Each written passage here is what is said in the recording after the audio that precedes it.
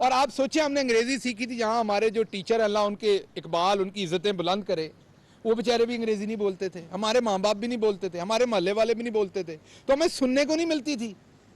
गांव में हमारे टीवी सुनने को भी नहीं। आप जुबान सुन के बोलते हैं, बच्चा माँ की बात सुन के बोलता है, इसीलिए आप उसे कहते हैं बेटा कहो बाबा, फिर वो वापस रिपीट करता है। तो हमें तो सुनने को नहीं मिलती थी। इस नकम्मे नलायक को तो 24 घंटे उर्दू सुनने मिलती है। तो ये कितना नालायक होगा बच्चा कि ये पिछले कई सालों में 2 अशरों में या 1.5 अशरे में उर्दू नहीं सीख सका। तो एक तो पहले लीडर बाद में बना लीजिएगा, इसे पहले अच्छा स्टूडेंट बना लें, पहले इसको उर्दू सिखा लें। तो इनके वालिद की हुकूमत थी, जो गोल्डन टाइम था आपका, बाहर के मुल्क से बैठ के ये मुल्क कंट्रोल होता था। इनका एक सफीर था जिसने 400 से ज्यादा एजेंटों को यहां वीजे दिए। पाकिस्तान की सड़कों के ऊपर वो दंदनाते फिरते थे। रेमंड डेविस आपको याद होगा अच्छी तरह से, जो पाकिस्तानी मारे आपको वो भी याद होगा। एक बीबी बहुत बोलती है, उनके बाप ने फिर उनको, अल्लाह उनको जन्नत नसीब करे, उनके वालिद को, लेकिन उन्होंने मिल मिला के जो सब कुछ किया था वो आपके सामने है। पाकिस्तान के ऊपर रोज ड्रोन अटैक होते थे, और आपको पता है जब ड्रोन अटैक करते थे तो जब वो मारता था स्ट्राइक, तो पायलट क्या कहता था? आपको ये पता है कि पायलट क्या टर्म यूज करता था जब आप पे ड्रोन अटैक मारता था? पायलट आपको कहता था बग स्प्लैट, कीड़ा मकोड़ा। वो टर्म में कहता था कीड़ा मकोड़ा मार दिया है, जो वो वायरलेस पे कहता था। ये मैं नहीं कह रहा, ये रिकॉर्ड का हिस्सा है। कीड़े मकोड़े थे आप। रोज आपके ऊपर ड्रोन अटैक होते थे।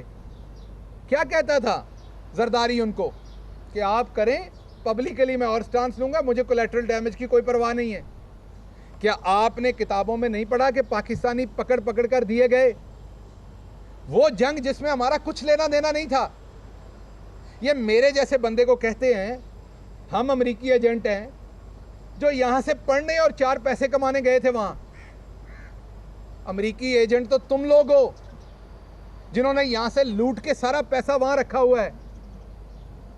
तो आप मुझे बताएं कि उस टाइम क्या 70 सालों में किसी की स्पाइन में यह तड़ थी कि खड़ा होके कहे? Absolutely not. मेरे दोस्त अभी मेरे से बात कर रहे थे, इन्हें सब अच्छा चाहिए। सब अच्छा कोई नहीं दे सकता।